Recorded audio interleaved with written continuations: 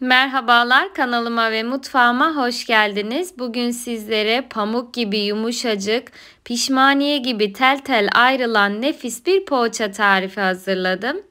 Bu poğaçaların hem yapımına hem de şekline hayran kalacaksınız. Yapımı oldukça kolay ve az malzemeli bir tepsi dolusu poğaça hazırlayabilirsiniz. Üstelik bu poğaçanın hamurunda sıvı yağ kullanmadım. Videomu atlamadan dikkatli bir şekilde izlemenizi önererek hemen tarifimin yapımına geçiyorum. Poğaçamın hamuru için ilk olarak 1 su bardağı ılık sütü, 1 su bardağı ılık suyu yoğurma kabımın içerisine aldım. Üzerine 2 yemek kaşığı toz şeker ve 1 paket instant maya ekledim. Şimdi maya ve şeker eriyinceye kadar güzelce karıştırıyorum. Daha sonra bir tane yumurtanın akını ilave ediyorum. Sarısını da poğaçalarımın üzerine sürmek için kenara ayırdım. Önceden elemiş olduğum unun yarısını ilave ederek üzerine 1 tatlı kaşığı tuzu da ekliyorum. Ve hamurum yoğunlaşıncaya kadar spatulamla karıştırıyorum. Sizlerin de ununuzu yavaş yavaş kontrollü bir şekilde eklemenizi tavsiye ederim. Ele yapışmayan yumuşacık kıvamda bir hamur elde etmemiz gerekiyor. Ununuzun markasına veya kalitesine göre kullanmış olduğunuz un miktarı değişiklik gösterebilir. 4,5-5 su bardağı un kullanmanız yeterli olacaktır. Ben tarifimde toplamda 5 su bardağı un kullandım ve ölçülerimde kullanmış olduğum su bardağı klasik herkesin evinde bulunabilecek 200 mililitrelik su bardağıdır. Hamurum yoğunlaştıktan sonra spatulayı kenara aldım ve elimle kabaca toparlıyorum. Kabaca toparladıktan sonra üzerine oda sıcaklığında bekletmiş olduğum 1 yemek kaşığı tereyağını ilave edeceğim. Ve tereyağı hamura karışıncaya kadar güzelce yoğuracağım. Sizler dilerseniz margarin de kullanabilirsiniz. Artık hamurumu kabaca toparladım ve tereyağını hamurun üzerine ekliyorum. Ve hamurun pürüzsüz bir kıvam alıncaya kadar güzel bir şekilde yoğuruyorum. Tereyağını ekledikten sonra hamur elinize çok fazla yapışabilir. Bu sizi kesinlikle korkutmasın. Yoğurmaya devam edin. Yoğurdukça hamur kendini toparlayacaktır. Hamuru güzelce toparladıktan sonra size kıvamını daha yakından göstermek istiyorum.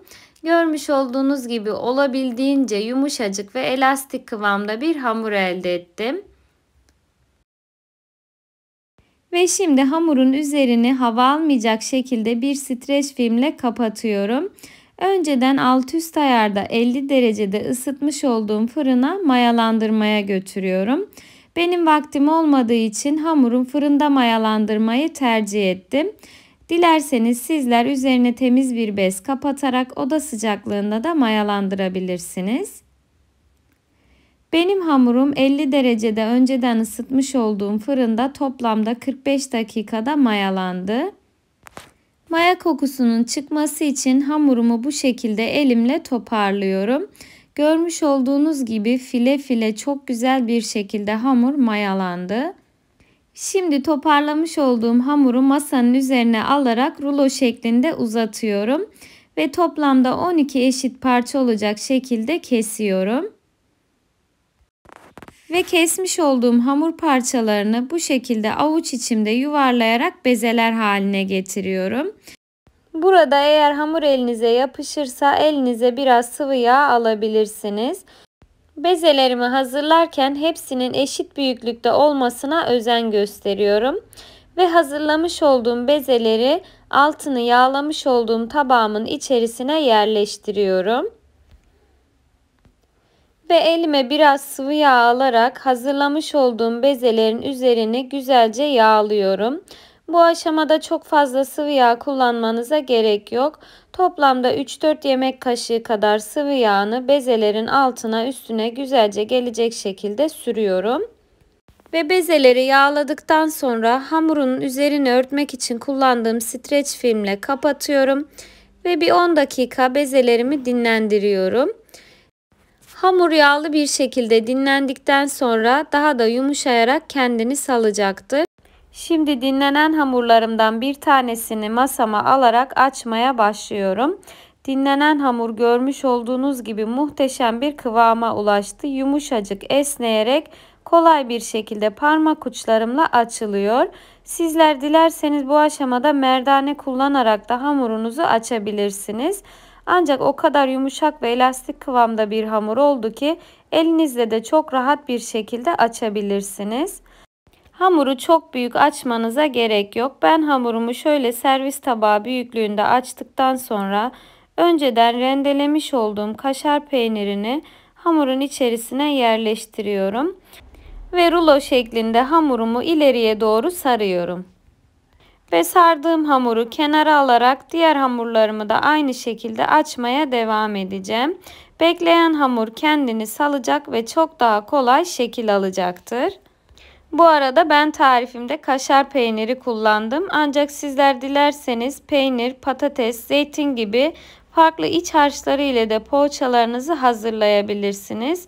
Hatta bu tarifi iç harcı kullanmak istemiyorsanız sade olarak da hazırlayabilirsiniz. O şekilde de gerçekten çok lezzetli oluyor. Şimdi hamurlarımın hepsini katlayarak rulolarımı kenara alıyorum.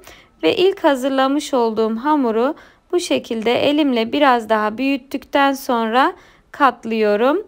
Ve bir daire oluşturuyorum. Bu oluşturmuş olduğum dairenin içerisinden hamurun bir ucunu geçiriyorum. Diğerini de dış tarafından dolandırıyorum.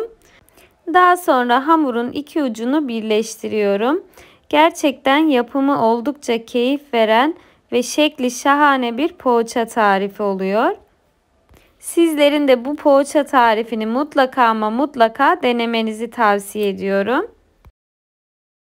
Daha kolay anlayabilmeniz için poğaçalara nasıl şekil verdiğimi bir kere daha göstermek istiyorum. Katlamış olduğum hamurumdan bir daire oluşturuyorum ve hamurun bir ucunu dairenin içerisinden, bir ucunu da dairenin dışarısından geçirerek hamurların iki ucunu birbiriyle birleştiriyorum. İşte yapımı bu kadar kolay bir tarif. Ve sizler tarifimi izlemeye devam ederken ben de küçük bir hatırlatma yapmak istiyorum. Videomu buraya kadar izlediyseniz ve eğer beğendiyseniz lütfen aşağıda bulunan beğen butonuna basmayı ve yorum kısmına benim için ufak da olsa bir yorum bırakmayı unutmayın. Yorumlarınız gerçekten benim için çok kıymetli.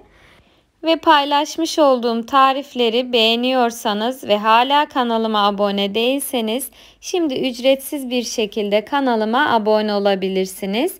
Yanında bulunan bildirim zilini de aktif hale getirirseniz paylaşmış olduğum bütün tariflerden anında haberdar olursunuz. Şimdi poğaçalarımı hazırladıktan sonra hepsini tepsiye aldım ve bu arada fırınımı da alt üst ayarda ısınması için 50 dereceye ayarladım. Poğaçaların tepsi mayasını vermek için fırınıma götürüyorum. Eğer sizlerin vakti varsa poğaçalarınızı üzerini temiz bir bezle kapatarak oda sıcaklığında da tepsi mayasına bırakabilirsiniz. Benim poğaçalarım ısıtmış olduğum fırında 20 dakikada tepsi mayasını aldı. Görmüş olduğunuz gibi çok güzel bir şekilde kabardı. Şimdi önceden kenara ayırmış olduğum bir tane yumurta sarısı ve üzerine 1 yemek kaşığı süt ve 1 tatlı kaşığı da sıvı yağ ekledim. Ve tepsi mayası gelen poğaçalarımın üzerine yumurta sarısını sürüyorum. Bu arada sürerken yumuşak hareketlerle sürmeye özen gösterin. Poğaçaların havasını söndürmemek için. Şimdi hazırlamış olduğum poğaçalarımı önceden alt üst ayarda ısıtmış olduğum 180 derecelik fırınıma pişmesi için götürüyorum. Bu arada eğer isterseniz yumurta sarılarını sürdükten sonra poğaçalarınızın üzerine çörek otu, susam veya mavi haşhaşla süsleyebilirsiniz. Ben bugün sade olarak hazırlamayı tercih ettim. Poğaçalarımı altı üstü nar gibi kızarıncaya kadar fırınımda pişirdim. Ve şimdi poğaçalarımı servis tabağına alarak servise hazırlıyorum. Ve dokusunu da sizlere yakından göstermek istiyorum. Ne kadar yumuşacık puf puf olduğunu sizler de görebiliyorsunuz.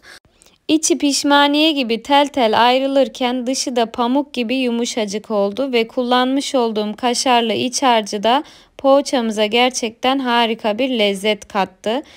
Ve hamurum pişerken tepsi mayasının üzerine 2 kat daha kabararak pişti. İçinde kesinlikle hiçbir hamurlaşma veya katılaşma olmadı. Görmüş olduğunuz gibi sünger gibi muhteşem bir şekilde kabararak pişti. Ve artık bir güzel videomun daha sonuna gelmiş bulunuyorum. Beni buraya kadar izlediğiniz için hepinize teşekkür ediyorum. Sonraki tariflerimde de görüşmek dileğiyle. Sevgiyle kalın, hoşça kalın.